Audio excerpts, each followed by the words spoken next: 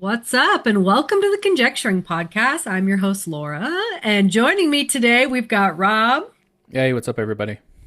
and Greg. What's going on? Hey guys. You guys do not sound as excited as you should be. Well, because you got to see me. You got to look at my fist pumping. My I was arms gonna say, moving. like, we have I'm to. in the Juke Joint. Look at this. I'm in the Juke Joint. Yeah, for everybody listening to this, just like with the podcast, Greg has done like a Zoom filter where he has like a top hat. Oh my god, he just pulled out a guitar. Oh my god! He just pulled out a guitar. Take a picture, Rob. Take a picture. Yes, and he has like a freaking Zoom mustache and beard, I think, on. So it's freaking hilarious. I love it. Wait, Greg, get the guitar back. I gotta take a picture. Get the guitar back. Get the guitar back. All right, there you go. There you go. Okay, all right. Aw, there you go. All perfect. right, nice. Perfect. I like it. All right, there you go. All right, got it. There we go. All right. Oh my god. Wow, Greg went all out for this. Pretty cool, man. I know.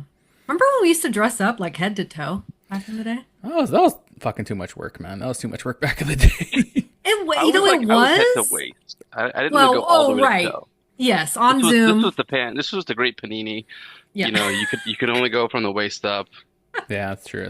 Yeah. Were you guys wearing pajama bottoms on the It bottom? was Because I just was it was every just like time. boxer briefs, like down below. Most of the time, I was just Pooh Bearing it. I just had like nothing on. So Yeah, we were all Yeah. sinners back then. yeah. Oh, ooh, I like that drop. So in this episode, we're talking about 2025 Sinners. Finally, we're finally talking about this movie.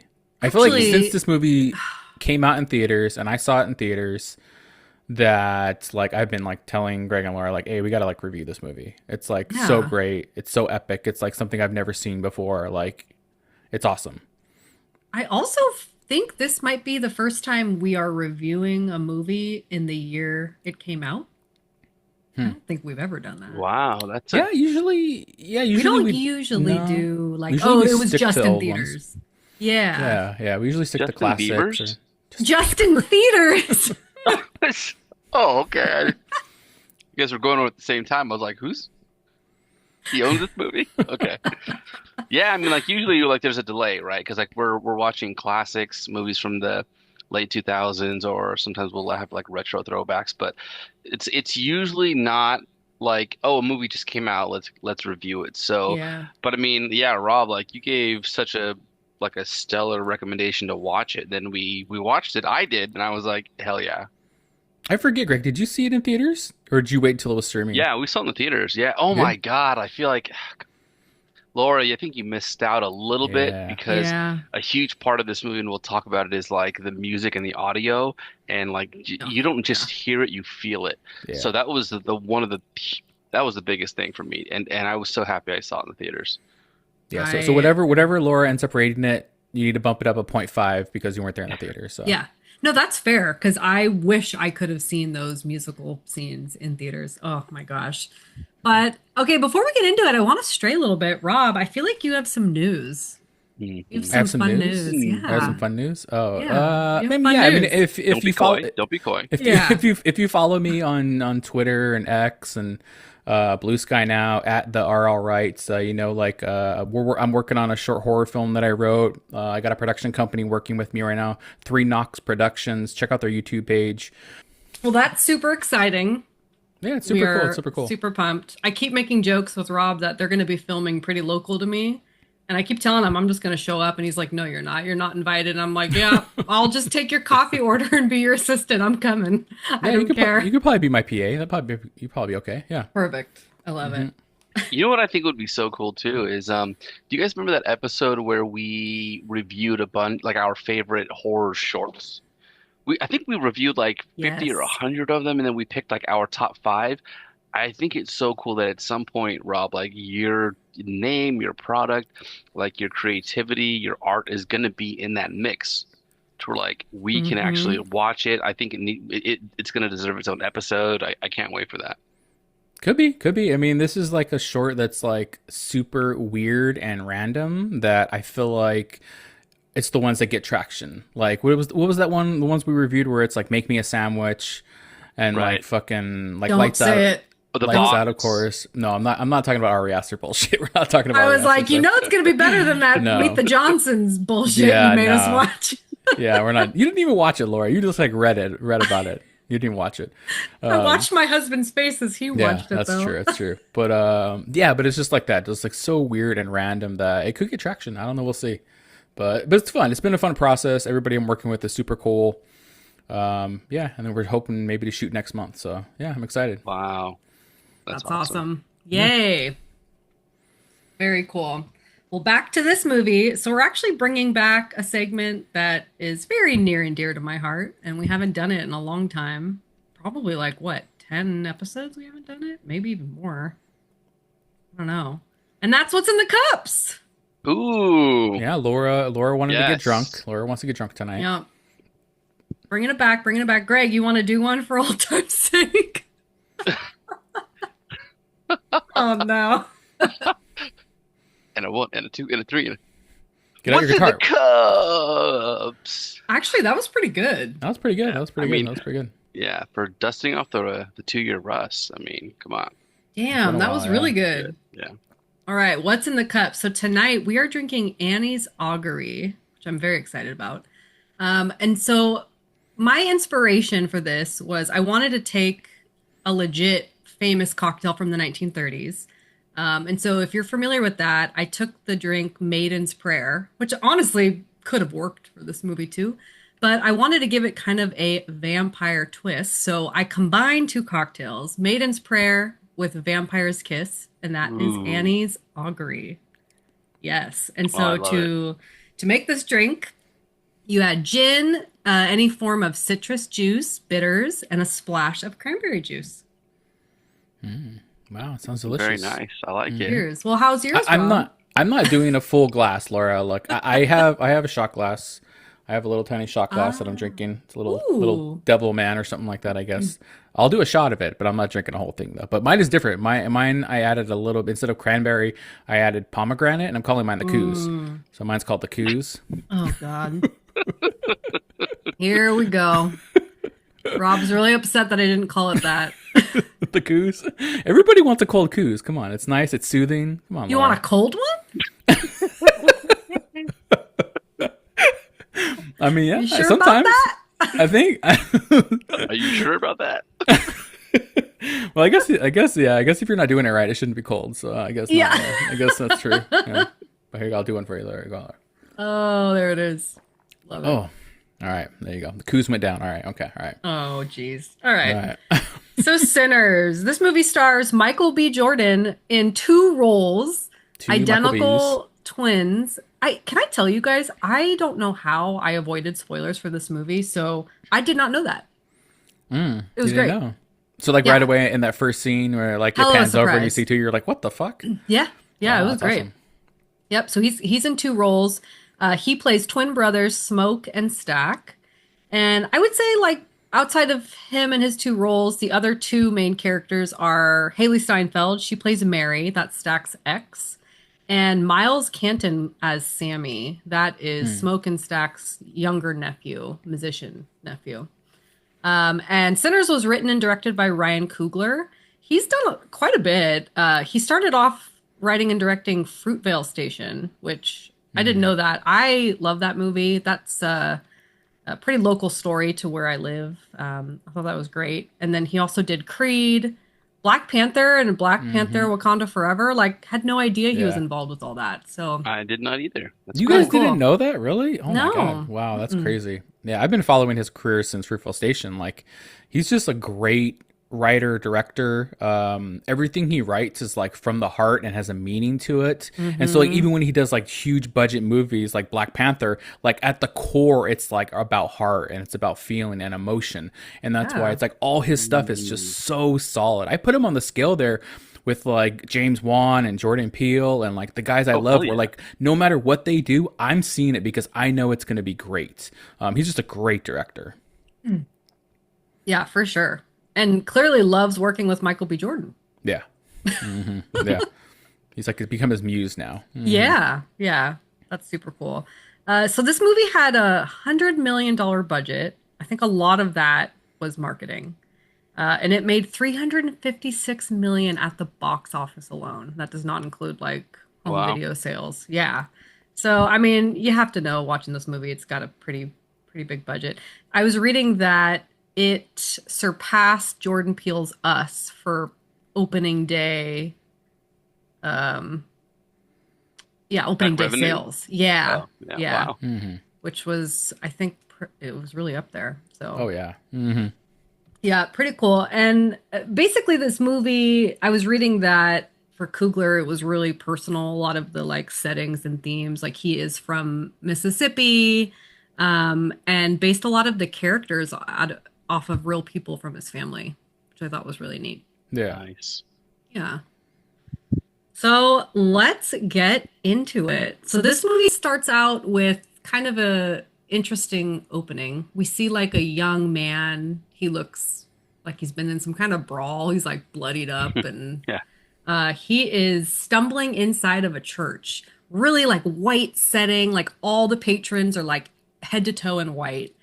And so he comes stumbling in, and the pastor stops the service and is like, okay, son, like, come here. Are you willing to like give up the life of sin?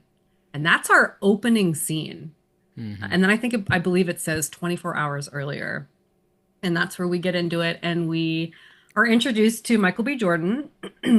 Well, you have to Twin. talk about though in the opening the little snippets you're getting in the opening of like the what's gonna happen. Like there's like little There's flashes like a of superstition element to it. yeah, Right? and there's Oh, like little flashes of like like blood and like little images of like the I don't know if this person eventually becomes he's Satan at the end or what is this main vampire person, but there's like little flashes in there in the opening. That's really cool, and it gives it definitely right away like a little bit of horror because yeah. like I mean like we talked about on Discord that Laura watched this for the first time and she was kind of like the first 30 minutes was kind of boring. Not a lot was You know what? I happening. I, I want to say something about this. Like, this is a great point, Rob. And this is something that I picked. I watched the movie in the theaters, and I what's what I think what they do so well with the direction here is, like you said, Laura, like you're watching the viewpoint of this like kind of homemade church. Everybody's like in their Sunday best. Everything's calm. Everything's very like uplifting, and then you have this quick flash of something you have no idea about. You see the like what we know find out later is like you see the vampire, you see his face. When you're in the theater, it shocks the hell out of you. I don't know if you felt shocked by that, Rob, but like Oh it yeah. jolted my body. Like because it Mm. comes in really quick, you see his red eyes, you feel like the bass in the sound. It jolted me.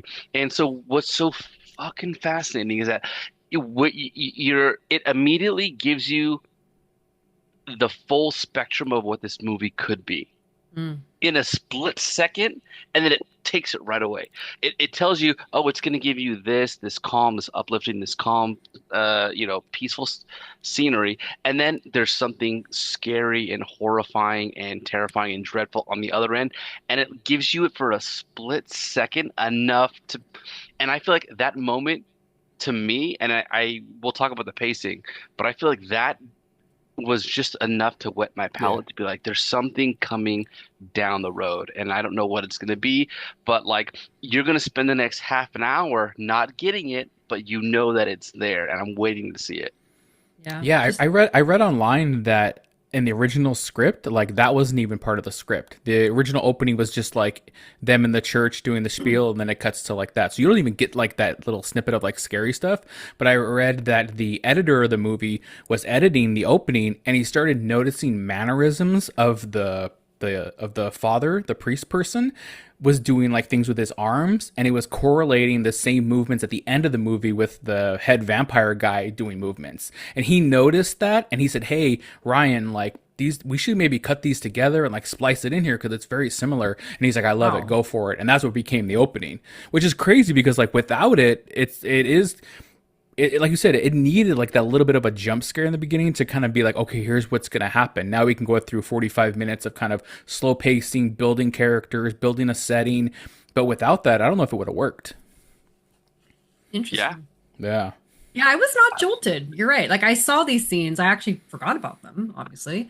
And I was just like, whoa, what is this? And I that's another example of how I don't know how I managed to not know this, but I did not know this was a vampire movie. I had no idea what You Sinners knew was about. so you knew nothing about this movie I at knew all? nothing about this movie. Holy Yeah. shit! Wow, that's crazy. So that was kind of a big, which I didn't give my spoiler warning at the beginning, obviously spoilers, but that's a twist. I mean, did you guys know this was going to be about vampires, especially seeing it right when I it mean, came out? yeah, I knew because I had seen trailers for it. I was excited to see this movie like when I saw trailers like a year in advance. Did they so they gave it away in the trailers? Because it was kind of, I thought it was a cool twist. I don't know if they gave it away in the trailers, but I had heard that Ryan Coogler is like, next movie he's working on is a vampire movie. And so I'm like, I already knew like going ahead, like this is going to be a vampire movie. So I already kind of knew that.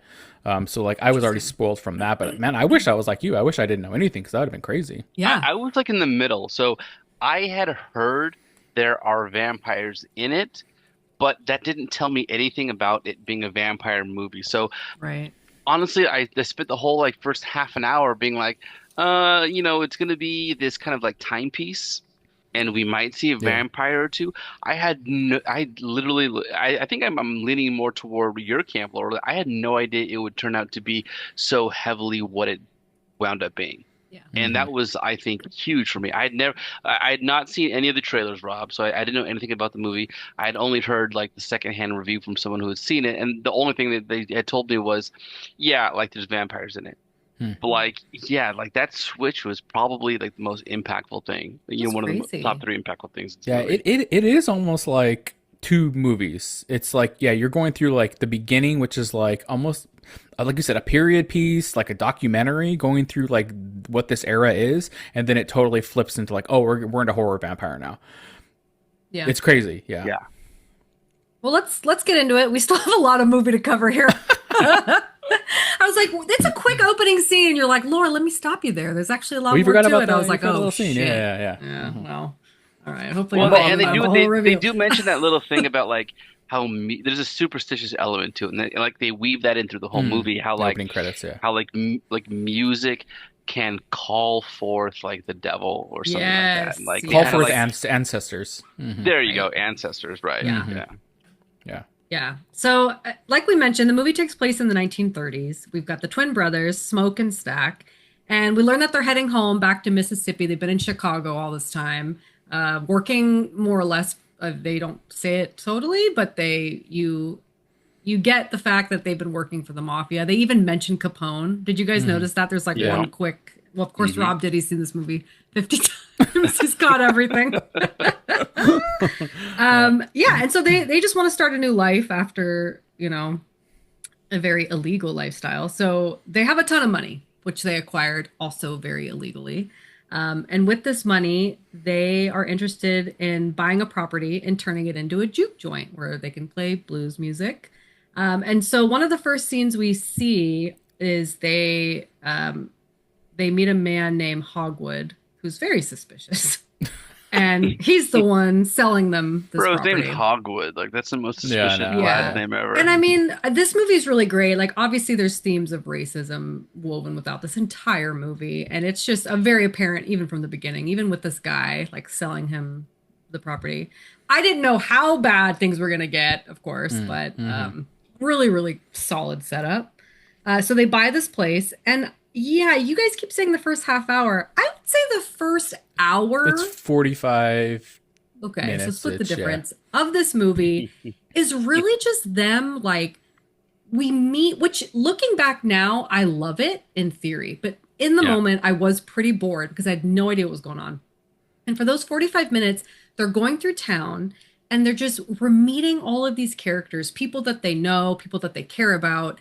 And we're meeting them and they're either inviting them to like the opening night at the Juke Joint or they're asking for their help in some capacity. Like, oh, can you come and do this? So one of the first people we meet is their young cousin, Sammy, who is the young man from the beginning of the movie. He's an aspiring musician and his father is the pastor at the church and he does not approve of his music, right? And he always thinks that it's sinful, the blues music. We also meet Smoke's estranged wife, Annie. She is a hoodoo practitioner, and they ask her to cook for the party. And then in that scene, we find out that, this isn't funny. What I'm about to say next is funny. But we find out that they are estranged, and unfortunately, they lost an infant. together. But they start having sex, and I was so bored still in this first 45 minutes that I literally texted these guys and was like, people are having sex in front of me and I'm bored. So I You hope didn't this find movie. that scene like I don't That was know. so engaging to me. I thought it So was engaging. too. There was this tension, like, why did you leave? What am I here Yeah. back for? Like, your superstition didn't protect her. There was like that. There was that tension of like, you could feel that it was lingering the whole time that they were apart, and it like Yeah. stayed there. And I don't know. I like how they came together. I thought it was kind of hot. I mean, it's so well. I didn't was see it. hot. I didn't think it was hot at all. I thought what they were talking about was terribly Hot. sad, and that Well, it was doesn't sad, turn but me like, on at okay, all. But hold on, no. hold on. Carrying us like a boater through the whole scene. It was sad, but when you see two people come together and like, you can tell that they just want each other. But and this is actually a common theme throughout the whole movie is that there's like romance and partnerships that were like you said, estranged, or they were separated, and Yeah. like when people come together, all they want is like that visceral feeling of being with each other. But there's other things that get in the way that separate people, like, and I don't know, you see that throughout the whole Yeah. movie, and I thought this was a cool scene. But I don't, some people get bored by love. I don't know what to say. I know, but I will say I think I was too caught up in the beginning. Like, what is this movie? Because Totally, I we agree. obviously horror is subjective, and we've reviewed a lot of movies that a lot of people would say aren't even a horror movie. And so in my mind I was like, oh, is this going to be more like a historical piece and not really a horror movie? I mean, it's called Sinners. That could mean a whole range of things. I didn't know it was a vampire movie yet, right? That's true. And so I don't know, I think I was still in my head like, I don't know what this is, and so I just didn't know how to react Right. yet. I But can see that. I can see that. I do think rewatching this though, and like knowing that was like the setup, and we're meeting all these cool characters, I think I'm gonna appreciate it a lot more. Oh, definitely. If you watch it again, you're gonna appreciate it. I think Yeah. it's totally, Yeah. like you said, it's totally different being in the theater and watching it in the theater, because like in the theater, you're meant to just only watch the movie. So like even if You're it's so boring, engaged. you're just Yeah. locked in. But like Right. I get it. If you're at home watching this for the first time, Right. then like there's this, you can be like pick up your phone and you can do this. So it's like there's Exactly. like distractions. But Yeah. yeah, I mean definitely you have to watch it a second time, Laura. And then I think you'll definitely be like, oh, I get it. I totally get it now. Yeah. Yeah. I Well, think hold you're on. right. This first like 45 minutes, I think, like the thing that really strung me along was, and I don't know what the name of the trope would even be, but it's this whole idea like getting the old gang back together. Oh And yeah, they- Yeah. putting Yeah. a Yeah. crew, The crew whole- the together. whole- Yeah.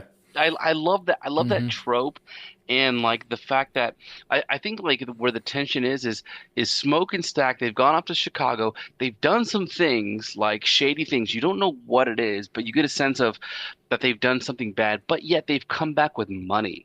They've come back Mhm. with money, and that's the one thing this community doesn't have, and it's changing people's Right. lives. And when you see what it does to these people, and you see like how it brings out, like when people could afford to do what they love and what they do, it brings out like the community. So they're like getting the old gang back together. They're like every scene they like flash like a wad of money, hmm and it totally changes everyone's demeanor from I'm gonna survive, I'm gonna be rude, and I'm gonna be crude and not pay attention to you, to like I'm gonna come alive because like now I can afford to like do whatever it takes to survive, and I'm going to show you my best creative self. And like that creative self comes alive to help build this juke joint. And like Mhm. I love that, and they like slowly build. They every time you meet somebody new, it like adds to the stack. That's like another person that's going to join them in the car. Yeah. And like I don't know, Yeah. like I know Yeah. it wasn't like there's no horror to this whole first 45 minutes, but the whole like it's like a very Sandlot type of feel. Like Oh, we're bringing the 100%. whole Yeah, game. I love totally. it. Yeah, I Yeah. love any movie where it's like we're putting a crew together, and it's like we're Yeah. collecting our Yeah. guys. Like whether it's what is the one with what's it Like called? Ocean's 11. Yeah, like Ocean's movies. Yeah, like all that stuff. It's just like I love those scenes. I also love the fact fun. when, because they talk about a lot of this stuff in this movie as far as like these guys are bad. These are bad twins, bad brothers, whatever you want to call it. But I love the scenes that shows like what they're trying to do with this money. Like the one scene I really love where it shows kind of like that these are like honorable people as much as like, yes, they're criminals probably. The one scene is when he tells the little girl to like watch the car for him. And he's like, I'll give you 10 cents or whatever. And then she's like, okay, sounds good. He's like, no. He's like, that's not good. He's like, we got to negotiate. And he's like teaching her about money and trying to educate her and like change like what's going on in the society of like teaching people. And I love that scene because that just shows like, yes, these are like criminals. So they've like robbed people and stuff like that. But like ultimately deep down, they're good people for what they want in this city and this culture and these people. And I love that. I love that one simple scene. Yeah. Yeah. So go ahead. No, yes. Yeah. Like that's the thing too, is you can see how the way that they've changed and what when they bring their, so they've gone over to the war. I don't, to be honest with you, like I'm not a historian. World War One. There you go, World War One. So they've come back with some experience. They've been to all these other cities, and they're coming back with like experience, money, and they're coming back with like a hardened spirit. But yet, at the end of the day, they see that their people, their community, there is still struggling. So they're trying to give back in a sense. And like, there was a part where they were in the car, and Sammy, he's the one that you mentioned, Laura, that was like the musician, and we'll talk about him in a minute, I'm sure, who has like the voice and he brings the music. He's young and he's like very bright-eyed, and he says to them, man, oh my God, you must have like had such great experiences like out in the city, out in like the urban areas with a lot of people. And we're here in this like rural America where we're oppressed, and it's like the backwoods country where there's still racism, but you've been out there where it's progressive. And then I think it's Stack who comes back and says, no, don't get it wrong, it's still just as racist and oppressive out there as it is here, probably worse. We just got lucky. Like, the thing is with Smoke and Stack, they come back, they still love their community. They've gone through these experiences, but they're still keeping it real. They're not disillusioned by like what they've been through. And I absolutely love that. And like, they're vague enough to where I don't know about you guys, but from scene to scene, I kept questioning myself, like, what did they do? How did they get this money? Like, I was always like wondering like what they actually had gone through. Yeah. Yeah. Yeah. Yeah. So we meet a few other characters in this 45 minutes. That felt like an hour. Yeah, we could just like, you can say, Laura, we can just like sum up each character probably, like how they met them, Right. So they meet Mary, that's Stack's ex, and that's played by Haley Steinfeld. And we find out that she's a white presenting woman. We later find out that she's biracial, but she's by all means white, obviously. And we find out that they grew up together and that her mother essentially raised the twins. And so she's super resentful because they more or less abandoned her, and her mother just recently passed away. So they are not on good terms, but yet she's there. And right after he, stuck his tongue in her coos. So yeah. That's not what happened right away. That's what she said though. Yeah. Oh, was it her that said that? Yeah. That's where I got it from. Yeah. Honestly, like I remember seeing this in the theater and being like, "Oh my God, like what did I just hear?" Like I never heard that word before, calling it a coos, and I was like, "Wow, that was crazy."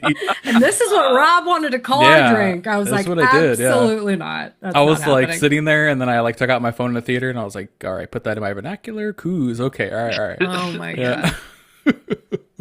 Oh, and then after Mary, we meet a few other people. They invite a pianist, Delta Slim, to come perform at the Juke Joint. He's great in this movie. In this movie. He's great. And they also meet this is what you guys are talking about, that little girl. They meet like a local shopkeeper couple and their daughter, Grace and Bo Chow, and their daughter Lisa. And so for them, they're more like, can you make a sign? Can you bring supplies?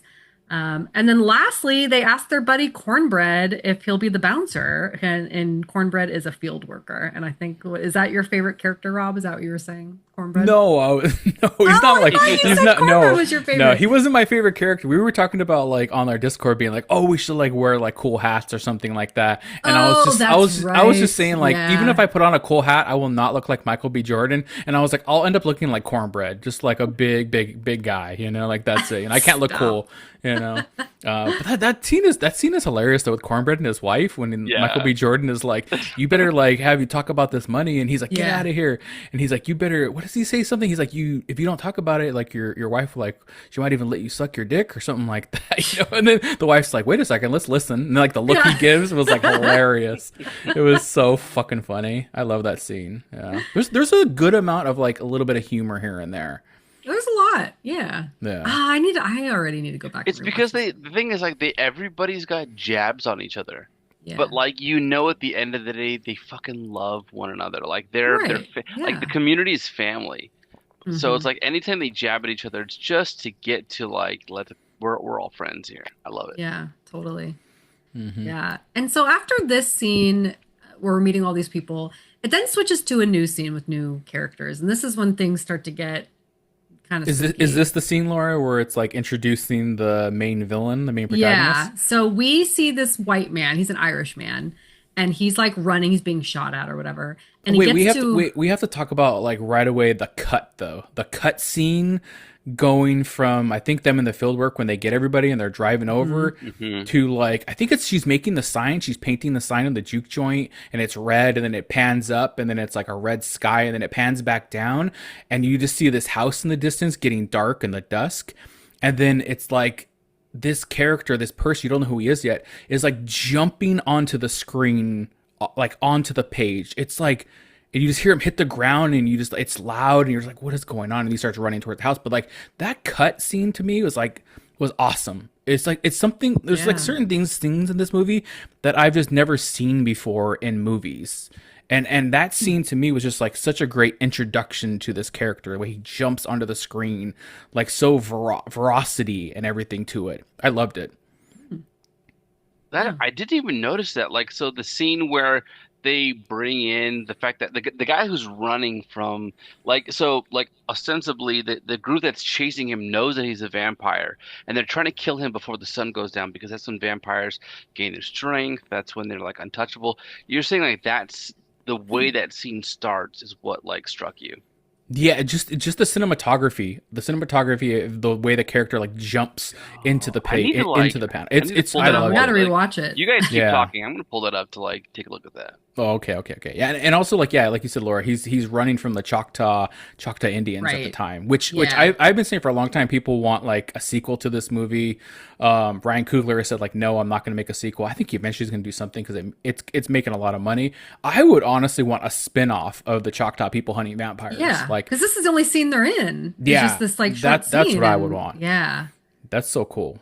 That is really cool. Yeah, so he's running from the Choctaw and he gets to this house. He's banging on the door, and I'm dumb because you're right. The sun is still technically out, It's and dusk, he's burning. basically. He's like kind of burning, and I didn't Right, think right. about it. I was just like, oh, this guy's just getting shot at. He's in real bad shape. That's wild. Like That's at not- that point, I knew yeah. he was a vampire, but like it did. It took I me a thought second. that still didn't take away from how shocking it was, how they revealed it. Like, Oh yeah. and Yeah. please go into it. Like, please talk about Laura, like how they introduced him as a vampire and like the visuals and the audio. I thought that was so fucking amazing. Well, I can walk The through the big, story. You guys can. Okay, well then I'll just do say it this then. part, but- So like they basically like there's this group in a truck that's trying to chase this vampire, right? Mhm. And he asks to be invited into the house. And this is a Ooh, recurring that's the thing. big thing. Yeah. And Yeah. like so he's being chased by like a group of like a mixed group. Like you have like Native Americans, you have like white, black, you have like different people chasing him. And he knocks on the door of this like Caucasian like couple. They let him in, because ostensibly he looks the same as them. And Well, no, first they don't want to let him in. They've got guns in his face, but They then do, he yeah. sees that they are KKK. That's what it and is. That's he what Well, he starts has- to, yeah, He has gold. He gives him gold. right, yeah. Yeah. Right, He plays right. into that. He's like, "Oh, Choctaw are chasing me. Like, fuck them." Like he totally plays into that once he sees that, and then they're like, "Oh, okay, he's like us." Yeah, and then of course they unwittingly let him in, and then the camera follows the wife who's just like, I don't know what's going on, but okay, whatever. The people who are chasing him, they eventually drive away as the sun goes down, and when she tries to go upstairs to find her husband, he's not returning her. She's calling his name. He's not responding. He goes up, and the guy that they just let into the house he's got blood all over his face. Obviously, he's like bitten and like eaten her husband, who's now going to turn into a vampire. And there's something about that scene that was just so jarring. Like the way that okay, I'll tell you the first thing that struck me was his eyes. Oh, 100%. Yeah. Yeah. Hmm. Yeah. They reminded me of what was that movie, Rob, where the kid was like Superman? Oh, Brightburn? Brightburn. Oh. It Hmm. reminded me of Brightburn. His eyes were red, So and red, like yeah. obviously he wasn't a superhero. He was a vampire, and like they use like the red iris to like depict like the supernatural vampire in this movie. So that you see that, and to me, okay, correct me if I'm wrong. This changed the whole landscape, of the whole goddamn movie right Mm-hmm. here.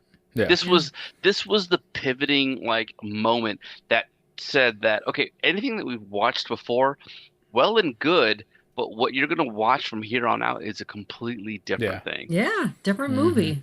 Yeah. Yeah. Yeah.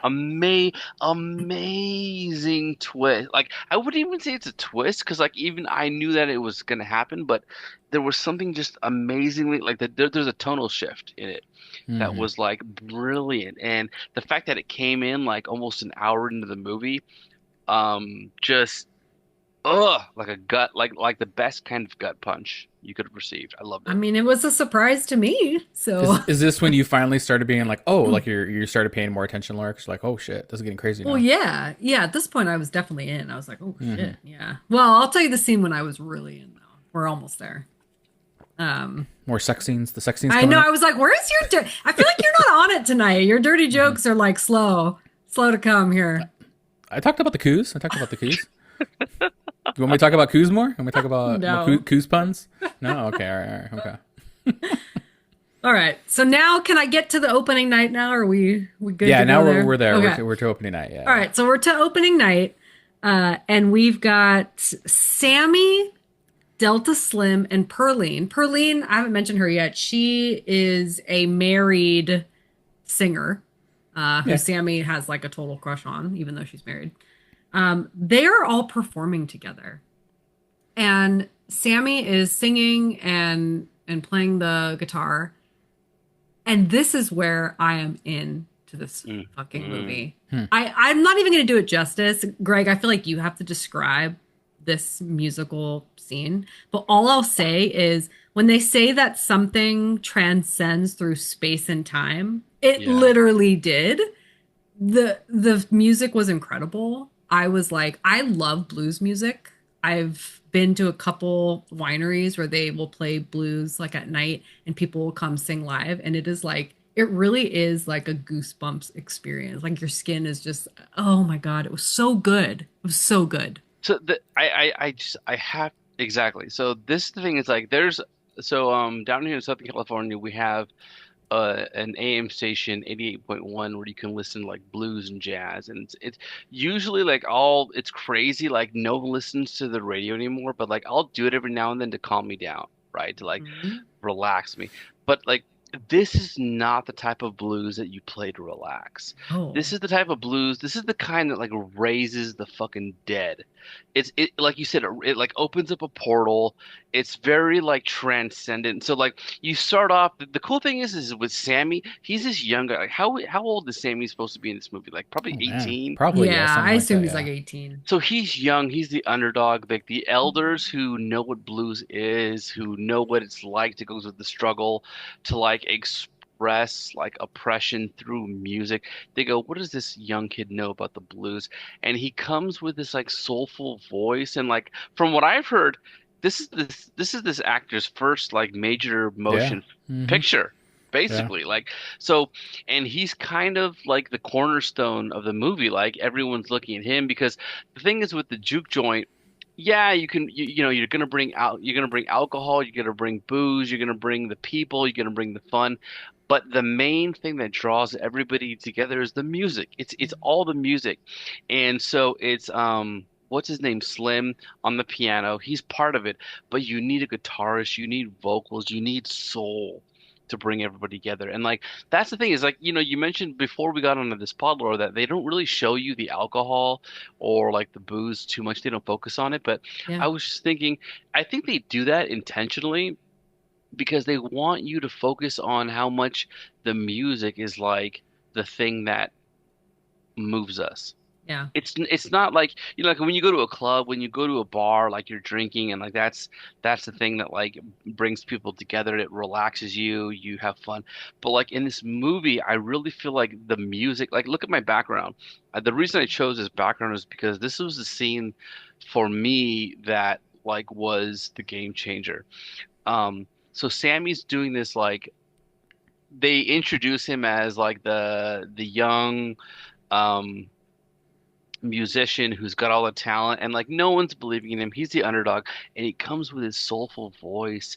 He comes with this like guitar and it's like he's been playing the blues for 2 centuries straight. It's Yeah. fantastic. Yeah. Everybody gets into it. There's this like spiritual exorcism, that He's like he's like summoning spirits. yeah, Yeah. he's summoning spirits and then out of nowhere, like you said, Rob, you feel like it's a period piece because Hmm. everything around you is like old cars, old scenery, it's everything. Plantations, it's like dirt roads, crop fields, like structures made of like old wood. And then out of nowhere, while he's doing this, like he's playing his solo and bringing everybody together with the beats, he's bringing everyone's soul together with like the rhythm.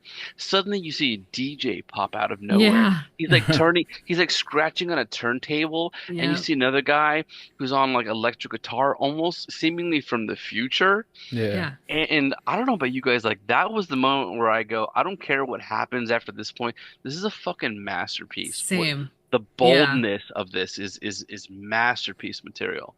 Yeah, yeah, definitely. Yeah, when he starts playing, and then they do that spiel again where they talk about like, oh, like some people, their music can transcend time and this and that. So then it gets Yeah. into like showing all these different people from different time frames playing this music, all like in the same. And yeah, there's like people crip walking and stuff Yeah. like that. It's just like so amazing and so cool to see that I remember in the theater just being like, you're almost like in the theater, you're starstruck of like what is happening right now? Because like I said, this is I've never seen something like this.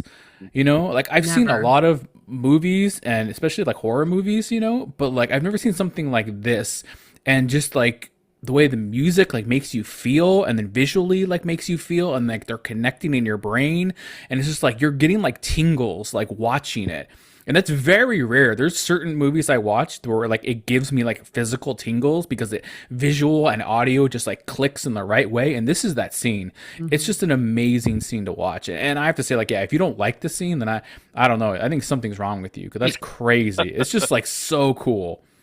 I think we all agree. Like I could just watch this scene. That could have been the whole movie for me. It's everything. It's everything you guys mentioned. I've talked a lot before about how I'm really affected by music, like very emotional with music, and it just hit. Like I said, just goosebumps. Yeah. It was incredible.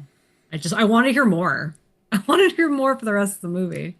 Yeah. The thing that was like amazing to me was like it was almost like through his music he was opening a portal to different time periods. Yeah. And like Mhm. they were bold enough to like show that. They showed like almost like the Native American, like they showed like the Right, different tribal aspect. cultures. Yes, not just like different time periods, but different Yeah, cultures different too, cultures. coming together. Yes. Mhm. Ugh. Oh my Yeah, it God. was Like awesome. I remember being in the theater kind of like sitting there like watching it and then like looking around like are you guys Yeah, experiencing exactly. this too? You don't like believe it. You don't believe what you're seeing. You're like, what is going on? Yeah. It's amazing.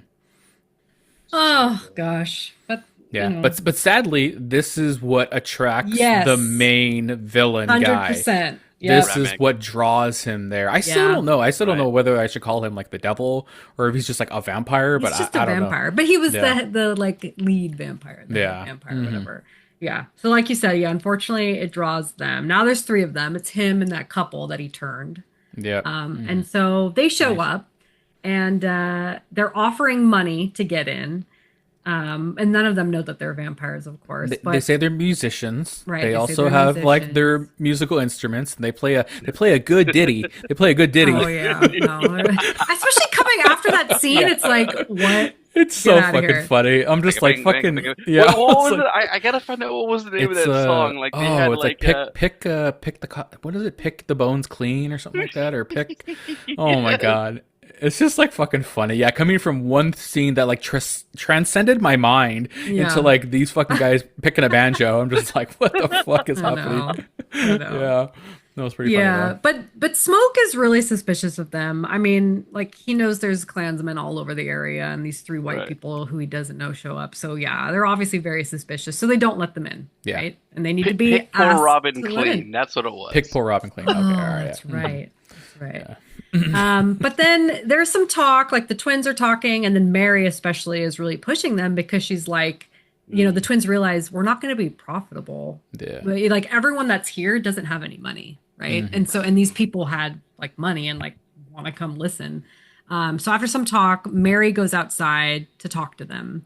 And unfortunately, she is attacked, which was a really cool scene because you can tell things are kind of escalating and she's like not having it, and so she turns around and is like, fuck these guys. And then you just see him like float up into the sky and then boom, we don't really know what happens from there, Yeah. right? Like it could have gone either way.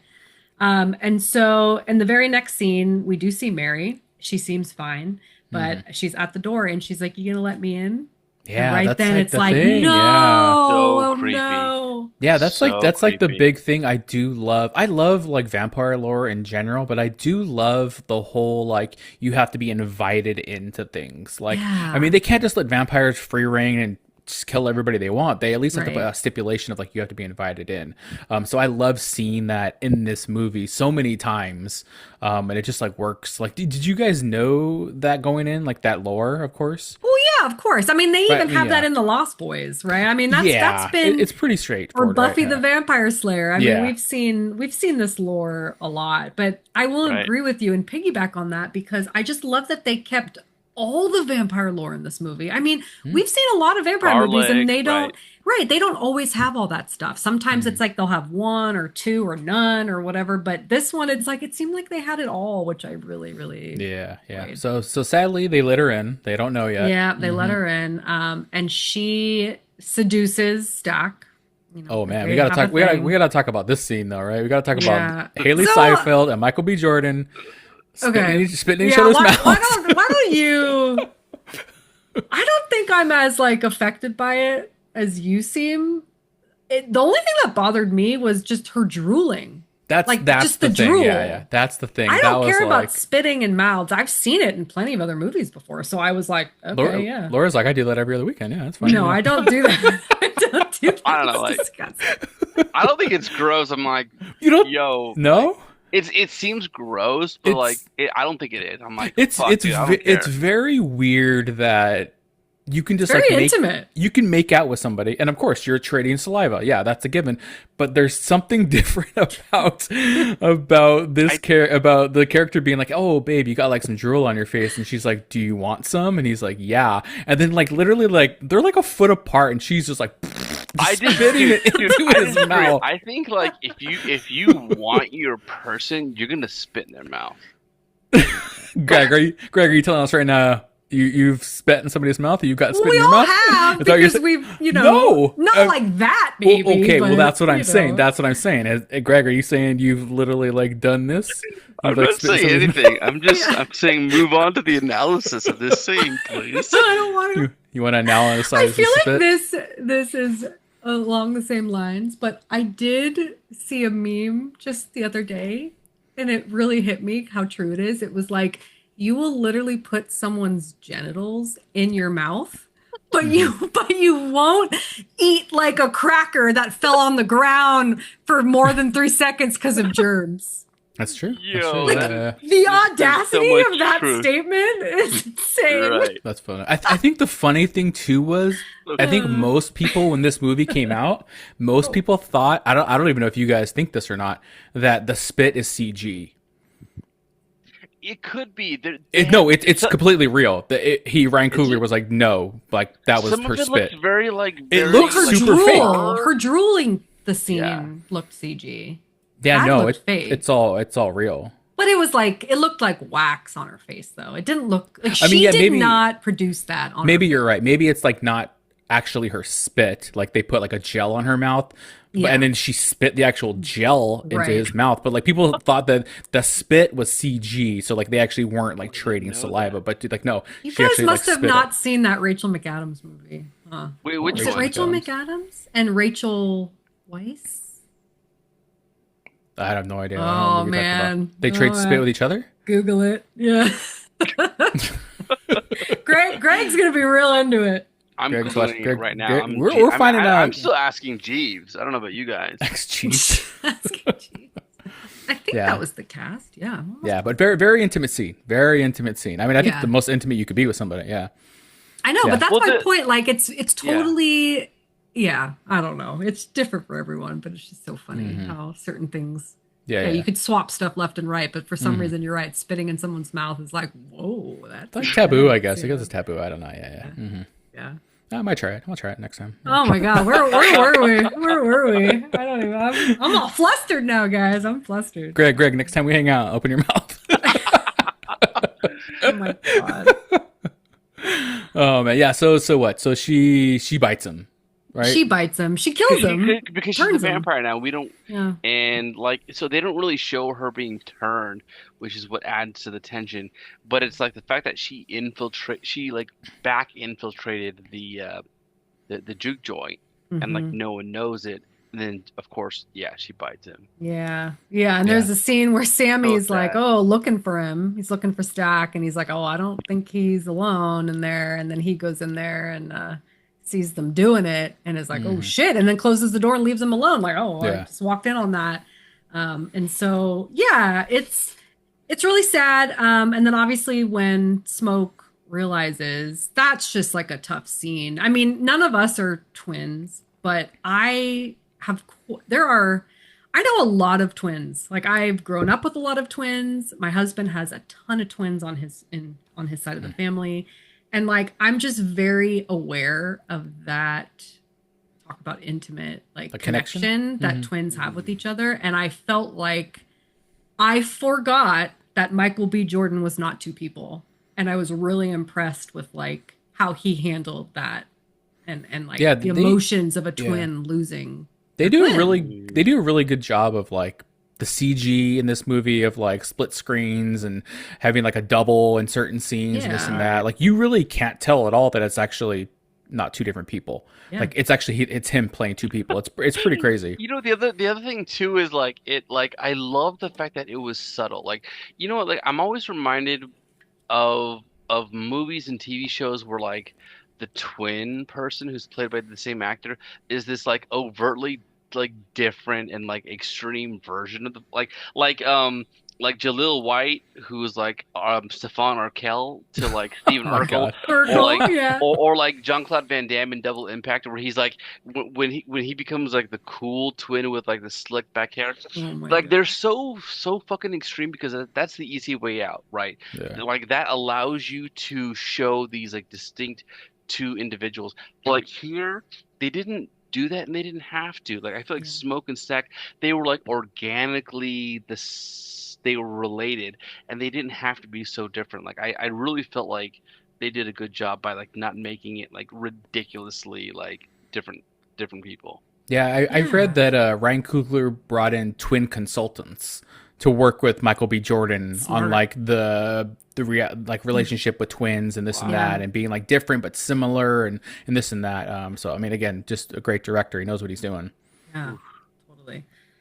So Oh awesome. man. So yeah, lots happening now. Obviously, Smoke and Sammy discover Stack, who's dead, and Smoke's obviously heartbroken. He starts shooting at Mary, and she's a vampire, so like it ain't doing anything. She Just runs out the door. Yeah. Yeah, she's totally unaffected. And so a lot happens right now. I might get it a little backwards, but they kick everybody out, except for like a select few. And it's Annie who figures it, of course, right? Like that's her field. She's the one who figures it out. She knows that something evil's going on, and then quickly figures out that it is vampires. And so they kick everyone out, which actually is terrible because everyone they kick out is now getting turned outside. Yeah. So this vampire Right. crew is growing. It's like so many of them now, and a ton of them are outside. And so the only people that are left in the Juke Joint are Smoke, Annie, Sammy, Grace, her husband went out to get the car, so he's a goner. Hmm. Pearline, the singer, and Delta. Yeah, those are the only Yeah. ones left. And it's a really fun scene where Annie's like explaining to them, okay, like this is how you kill a vampire, this is how you stop them. And like we said, it's all the same lore that we love, like stake to the heart. Um, can you guys explain this to me though? Wait, was it Silver? Because I thought that was werewolf. That silver is werewolves. Yeah. But didn't she say that, or didn't that come to play at the end? So I was kind of confused by that. I don't think silver comes into play other than like the guitar is like a Right, that's what metal, I'm. but I don't know if the guitar being a certain metal really affected Okay. anything. It was just like stuck in his head. Yeah, yeah. All right. I didn't mean to jump ahead, but I was like, oh, is that a thing for vampires and werewolves? Okay. Yeah. Um, really fun scene with garlic cloves where she makes everyone like in a circle put it in their mouth and like to see if they're gonna Hmm. react. And because some of them like hate garlic and like can't stand it, you're kind of like on the edge of your seat, like, oh shit, are they a vampire? And I forget who was it who put it It's in their Delta. mouth. Delta Slim. Delta. And I for a split second I was like, oh shit, he's a Right. vampire, like he's reacting. But he just hates it. No, he was just like the booze is coming up the booze because he's Oh, been yeah, drinking that's like all right. day. He's Yeah, he's been wasted. drinking all day. Yeah, Yeah. yeah. I think I did skip a scene, the Sammy Perline scene. I What, don't the know sex if you scene with guys- them? Yeah, I don't know if you guys want to talk about that. Yeah. It's fine. It's fine. It's fine. He ate her coos. That was it. You know. He sure did. I will say, no, that scene was hot. That scene was hot. Oh, Yeah, wow. I that know was she- the best because, sex like, scene. the out of thing all is of like them. she was so again like there's this I personally think like one of like the coolest like sexiest aspects of romance is transgression. When there's like a line that's like you don't want to cross but you do it anyway out of tension. And she was like, look, yo, we've been fucking like singing and dancing and like we're sweaty and we're like up in I'm like gross. Like I need to shower. She wants to be all like cute about it and he's like, I don't fucking care. I just like I want to go at it. I just want to eat it. Like He's let's like, do it. I just want to taste you. Yeah. And like that aspect is like it's kind of hot. Like I love it. Like Dang, man. he just goes at it. He's like young, doesn't care. He's just like very cavalier. She loves it. It's like that scene is super hot. Yeah. Like it's almost like it's like a cooler version of like the bedroom scene in Superbad where like two party guests find their way to like a bed and just like hang out and do whatever they want to do. You know what I Oh, mean? I thought you were talking about the McLovin scene. I was like, what the hell? It is. But I'm What? saying Oh like, my it's a God. lot like more. It's a lot McLovin. cooler. Wow, God. that's a crazy connection you made. I will agree that scene is really hot, but it also is like I maybe think it was a little too forbidden. Like she's a married woman. Mhm. That's true. Plus, he is the son of a pastor. I'm sure that's frowned upon, but I guess that's not as bad as her situation. But yeah, Right. Oof. Nah, I think it's okay. Awkward. Yeah. Awkward. Oh my gosh. So where are we? Oh, and I forgot to mention poor Cornbread. He goes out for a pee, and so he's Oh, one of yeah. them that He gets got turned killed, too. yeah. We're really Mhm. bummed about that. Yeah. Okay, so let me think about this. So do we Where talk are we? about that Stat came back to life? Yes, Wait, yes. So wait, that's wait, where wait, we wait. are. Okay. Yes. I gotta jump in with the cornbread thing. Yeah. Before Stet comes back to life, like I think one of the coolest moments is like when Cornbread, he's already been turned to a vampire. He comes back and like he tries to get back into the Mm. club, like back Yeah, into the yeah. juke joint, and like oh my God, like okay, so Laura, you've seen True Blood, Mm-hmm. right? You've seen all of these like these like vampire like TV shows and movies where like they have to get the compliance of non-vampires to enter the home and Right. like take over everyone's soul and turn them into vampires. I thought this whole scene of like him trying to get back into the juke joint and then like everyone gathering at the door being like you've never had to ask permission to get in. Like Right. that whole interrogation, it like part of it reminded me of The Thing, where like where you don't know who's been infected by the symbiote and who's not, and so like they go through this interrogation of like, well, how do we figure out who's been infected and who's not? And they do this at the threshold of the door several times. And Corbrand is like literally like the first person to be experimented on in this. And I thought that was like the tension that gets ratcheted up in this scene is just so fantastic. It's like a turning point in the movie. I loved it. It's a Yeah. good scene. Yeah. Yeah. So Stack comes back, but they know he's a vampire. But he isn't there for long before he flees because I Yeah, he think busts out. they throw the pickled garlic juice on him and he's like, ah, and he like runs Yeah, out. he runs out. But Yeah. Smoke is just tripping out because now his brother's like alive but a vampire. And that's actually one of the things that Annie explains to them is that like, hey, even if we kill this main vampire guy, it doesn't mean all these people are going to turn back to who they were before. Like they'll still be a vampire. So we need to like kill them or protect ourselves until morning. Right. And so that small group's in there. And at this point, Remick has like, they're all partying outside. These vampires are just having like a great time outside. They're like, Yeah, they're doing like the Irish jig, right? They're doing yeah, the Irish Irish jig and jigs. shit. Mhm. Yeah, Because anyone who singing, comes dancing. out, they just like they assimilate them into their group. Right. Yeah. Yeah. And at first, he's kind of like taunting them, like, you should be a vampire. It's really fun and you get to live forever. Right. But that's not really working. And so he's doing all sorts of tactics to like try to get in. It's becoming more aggressive. At one point, he actually like gives them some information that's useful. He tells them how the guy who sold them the Juke Joint is a Klansman and is like planning on like coming in the morning and like killing them. So he does that, and that's still kind of not working. They're not letting him in, and so then he promises to leave them alone if they just give him Sammy. Sammy's who he wants because he wants Yeah, he that tells them. music. Right. Yeah, like He says wants he wants use to the see his music. ancestors again. He wants to see his like people again. Right. Yeah. And then when that doesn't work, they obviously don't give him Sammy. Then he goes after Grace. That's the wife who lost her husband, and her daughter's at home. And so then because Remick, they all share memories. So he knows now because he's got the dad in his memory bank. He threatens to go after the daughter. That she loses That was it, yeah. heart-wrenching. Like, how That did you guys feel was- about that? It was That hurt me. terrible. Like, I honestly, I didn't like. So the thing is like, there's a difference between like, and I don't mean to sound callous or cold, but there's a difference between losing a family member or your spouse versus like thinking that an innocent child can get Yeah. involved in this, and like, that completely changes everything. And like when that became like those are the cards that are on the table, I was like, oh my God, like I don't blame anything for whatever she does from this point on. So funny you say that. I wanted to mention that a lot of times, especially in horror movies, there's always a scene where you're like, oh, that was so dumb. Why'd they do that? Like, oh, one character always has to make a stupid mistake, and that's how we got here. You do not blame her. So she You don't, gets so right. pissed at this and is so triggered and angry that she ends up saying, like, come the fuck in. Yeah. And so normally That that was would be the scene where crazy, you as a yeah. viewer are thinking, no, you guys were fine.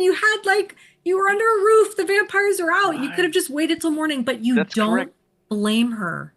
Yeah. You Absolutely. probably would have done the same thing because you're like, I'm going to fucking kill you with my bare hands for that. Yeah. So I thought that was just really smart writing. That is Yeah. by the way, that is brilliant writing. Yeah.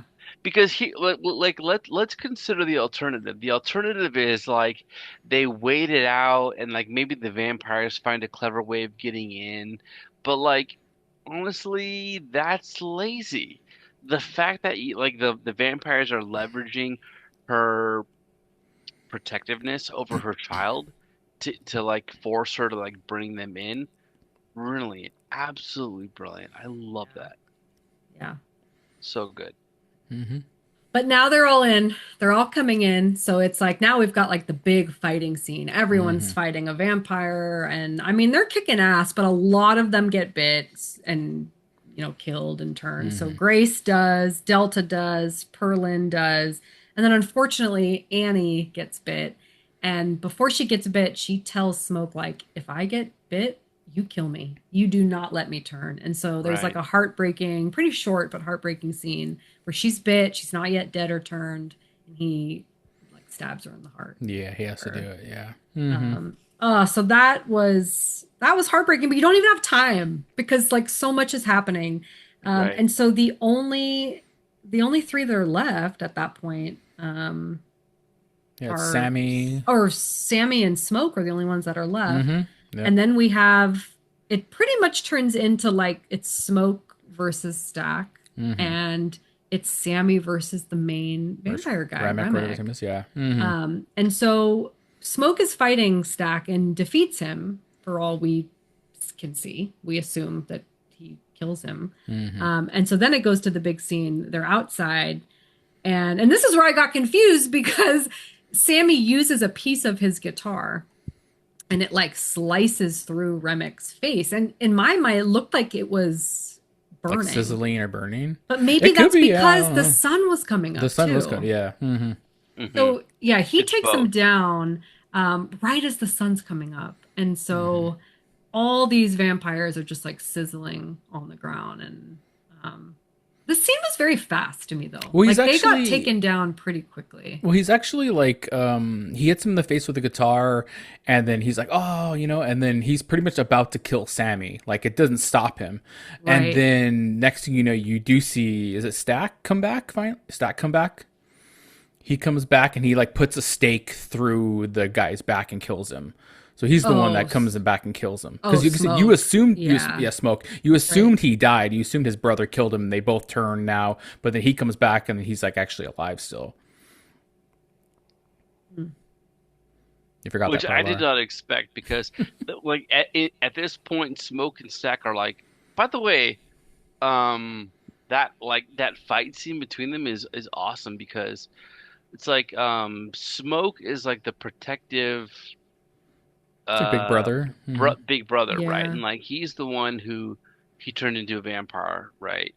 And like now he's fighting Stack, and you would think like, okay, well when you become a vampire, you become unstoppable. So, but for some reason, like that fight between them because is pretty equal. Hmm. Wait, Yeah. so you're And saying, sorry, I'm confused. You're saying that Smoke, quote unquote, kills Stack, but then Stack comes back to kills Remick, but then we think he's dead again? I thought it was No, just Smoke. I thought Smoke defeated Stack and then Smoke was the one that killed Remick. I don't. I get the names confused, so I don't Oh, know. okay. Well, they're no, both fighting. One's a vampire. One's not a vampire. Yeah. okay, You assume the vampire one kills the other one, and they both are vampires now. That's what you see because you don't see anything. And then when they're out in the water, the one I that see what you're didn't get saying. killed, the Yeah. non-vampire, is the one that Right. kills him. Yes. Okay. Okay. Okay. All right. We both had it right, but I was confused. Oh, okay. Okay. Okay. Yeah. Yeah. Mhm. Okay, I remember now. Okay. Yeah. Yeah. Yeah. Yeah. Then they all start burning up. Yeah. Right. So what did you guys think of like this big like final fight killing vampire scene? I thought it was cool. I thought it was a pretty good action scene. Yeah. It's well, pretty like gory. to me, so I don't know, but like to me, I'm thinking a few different things. One is the fact that at some point earlier in the movie, you you believe that killing the lead vampire won't like kill all of his minions or everybody that he's Hmm. turned. So like I don't but then like that's just is it what's her name, Annie? I forgot what her name was. Annie. The Mary? Yeah, or Mary.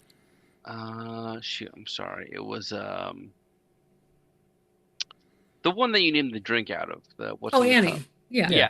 So Mhm. like Annie believes that you can kill the main vampire, but it doesn't kill all of his minions that he's turned. So like at this point, I really feel like the situation is hopeless. Like you could kill Remick, Yeah. you could kill the Right. main guy, and nothing's gonna happen. But for some reason, what you find out is like so he stabs him with through the heart with essentially like a broken guitar, like so the guitar neck gets like severed right here and it becomes a stake, and he stabs him in the heart with that, which is so fucking poetic.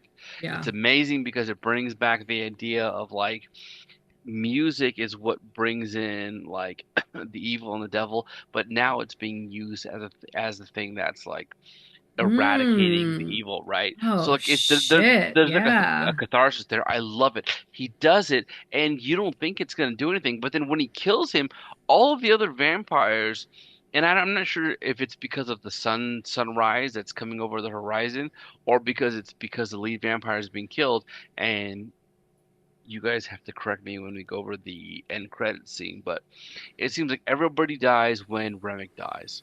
I Yeah. think it was just the sun. I think the sun started coming So up the it was exact a same sun. So time. it was like they bought enough time to bring the sun out. Okay, cool. Hmm. Yeah, Yeah. that makes Right. sense. Yeah. Yeah. Yeah. So I So thought it it's was great. just I was like when it happened, in my mind, Smoke and Stack were still like wrapped up in the attic of the Juke Joint, fighting each other. In my mind, they were still fighting each other. But like, what's cool is like here they bring him back to somehow he makes it to where the water hole is, and he comes out and he stabs him, and that's cool.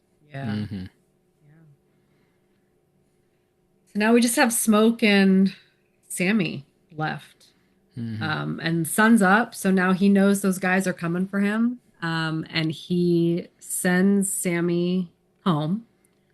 And then this scene was fucking insane. I almost feel like this scene was more insane than the like huge Then the vampire fight, the fighting vampire right scene. scene. Yeah. Because like you guys mentioned, they talked about how they were veterans and like Hmm. Smoke is a killer. Like he knows what he's doing and he is just prepared for these Klansmen that show up. I forget how many of them there were, like six or something, Probably. Hmm. seven. And he's just got all of his ammunition and I mean just like unloads on them and like completely Those Yeah. surprises amazing things. them. It's Yeah. a cool sequence. Yeah. And he Hmm. just does it completely by himself. And, you know, he's like hurting after everything he's seen. And like Annie's gone, his twin is gone. I mean, he just has nothing to lose. And Yeah. really intense scene. And unfortunately, he does take a bullet, which ends up being fatal. And then it turns into like a really emotional scene. I for sure cried where he like has an image of seeing Annie because he's dying. Oh Hmm. And so he God. sees Annie and he sees his infant, like newborn daughter that he never, like, you know, got to Yeah, because meet yeah, because briefly. she said in the scene where she's telling him like, if I turn, kill me before, if I'm bitten, kill me before I turn. She says like, I have somebody waiting Have for me, someone waiting for which me. is we now to reveal is like the baby. The baby's waiting for Yeah. them. Which is like. Yeah. It's so poetic. And that's what I talk about. Like Ryan Coogler, everything he writes is just so heartfelt. Yes, this is a Yeah. vampire movie. I think it's technically listed as a horror drama, which I totally get that. Yeah. But like this scene alone is like, I mean, to me, it's like Trey Dubuisson ending.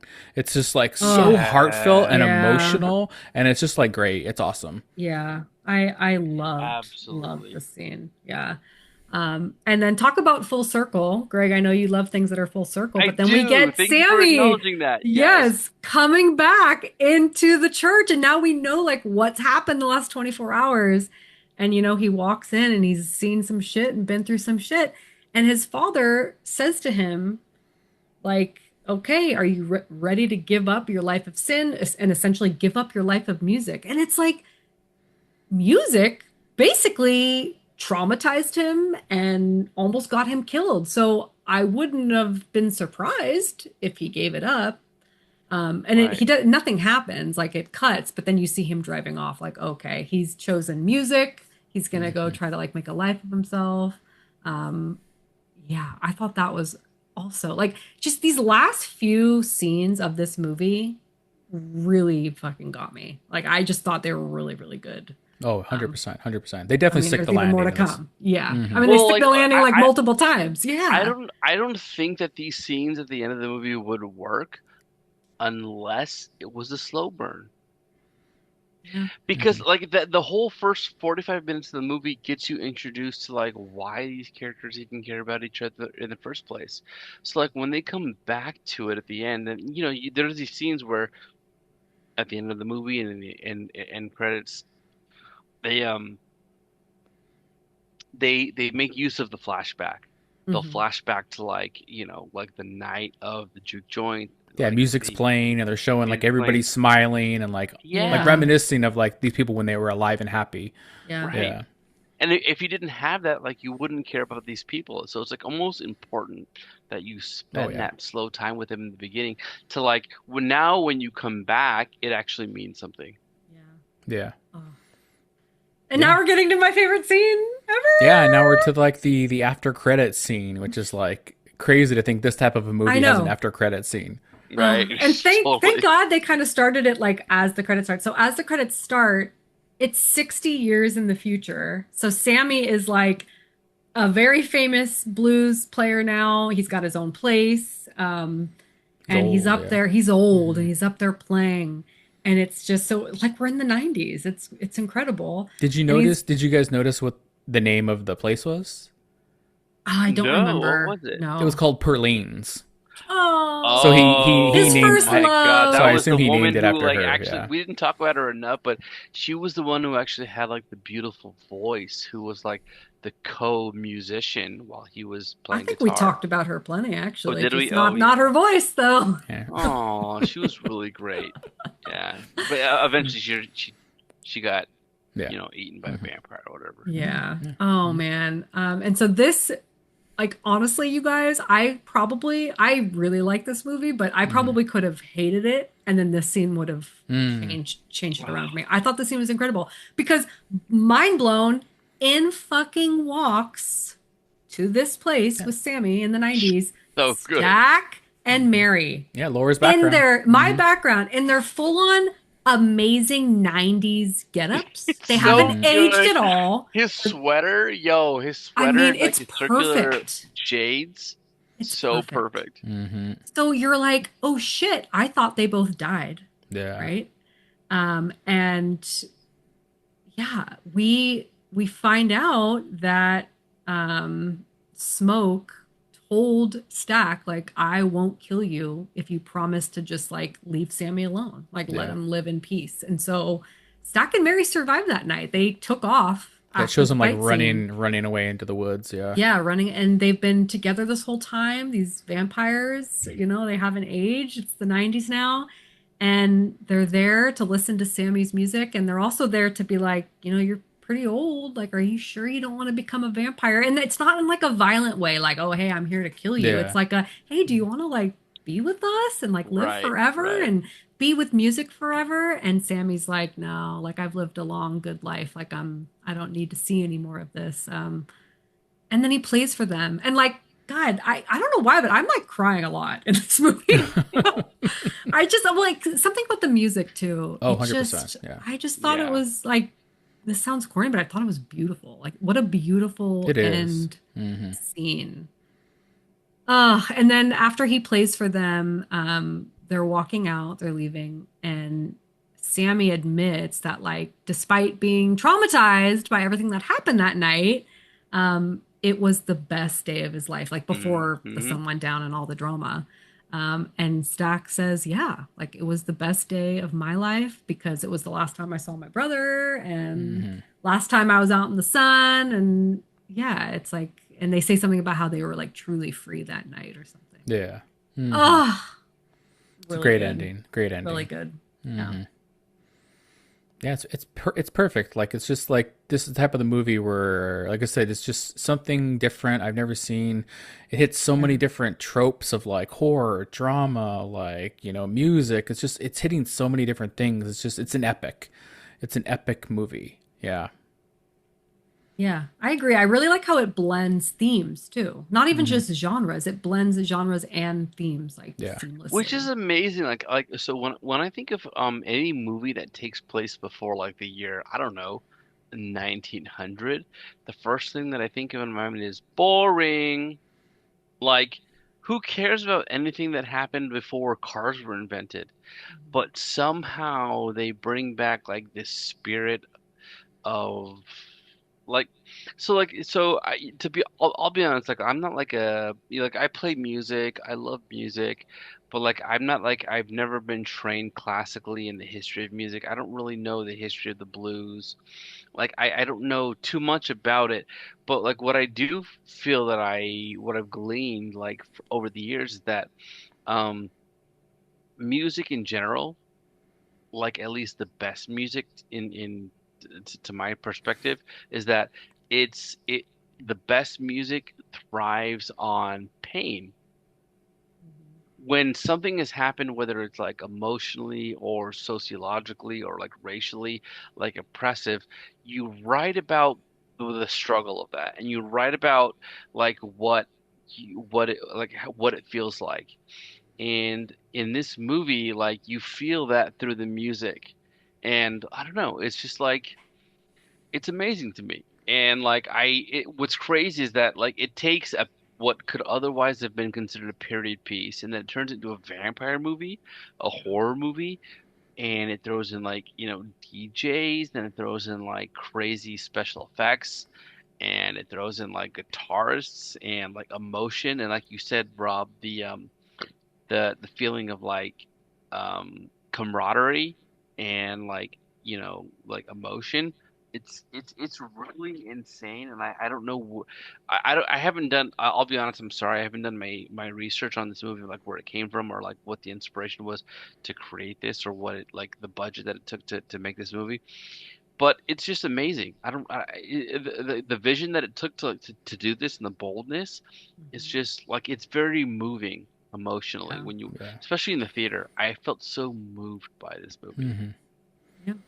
Yeah, no, I agree. I agree. I remember walking out of the theater and I saw it with my wife, and we like didn't talk for like 20 minutes. Like we were just like processing it until we Yeah. like got into the car, and they were like, what did you think of? Then we started talking about it. It's just like I said, there's few movies I've seen that make me feel like that, you know?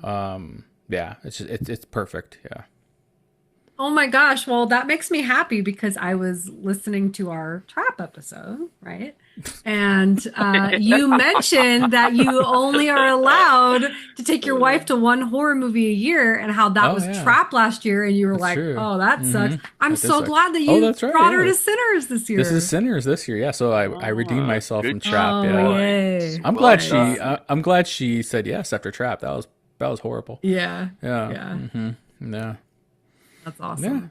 Yeah. Well, was there anything, I mean, real quick that you guys like didn't like? I mean, it sounds like we all love this movie. I will say straight up, the only con I had was I just felt a little bored in the beginning, and I even wrote in my notes when it like first started, like this is kind of a snooze fest. But Hmm. I honestly I take it back. Like I said, I think if I rewatch this movie, I won't Oh even yeah. feel that You way. won't I feel it. get Yeah. all those scenes now. Yeah, and like what I just didn't know what was to come, and I just thought Yeah. everything went. You watch it again, you'll notice like all the little things they're setting up that you thought were boring, but now knowing everything, you watch and you're like, oh, that's why they're doing this. That's why they're saying this, and it all makes Yeah. sense. Yeah. And I'll be able to appreciate the jokes and the Hmm. humor. I'll be able to like Oh sit yeah. back and relax and like really Hmm. take it in. Oh So yeah. Hmm. Yeah. awesome.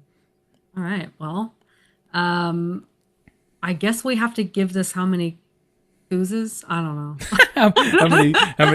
Greg? What's the plural of coos? Uh, Koozies?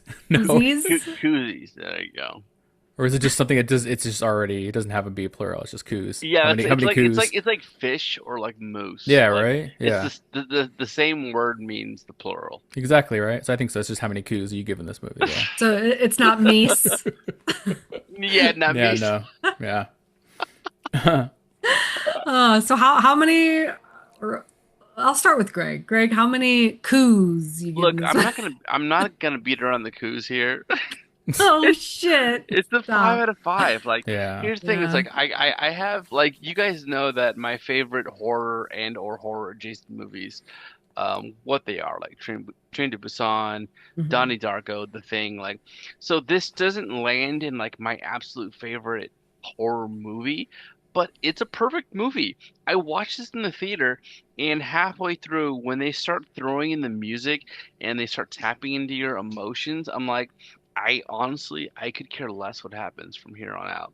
It's a 10 out of 10. So, yeah, like five koozes out of 5. Yeah. I have so many follow-up questions to that, but okay. Rob, you go on the same? Oh, 100%. I mean, like, how Yeah. can you not? I said the word perfect so many times through this recording. It's a perfect movie. I can't find one fault in it.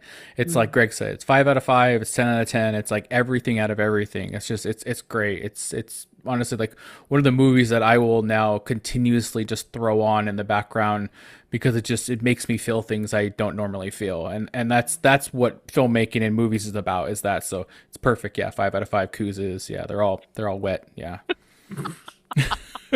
They're ready to go. they're ready to go. Yep. I'm spitting in them all. I got saliva all over the place. Yeah. Oh man. Oh my god. Yeah. What about you, Laura? Listen, I'm gonna give it a 4.5, but I'm gonna rewatch it and then I'm Okay, gonna all tell right. you if that changes.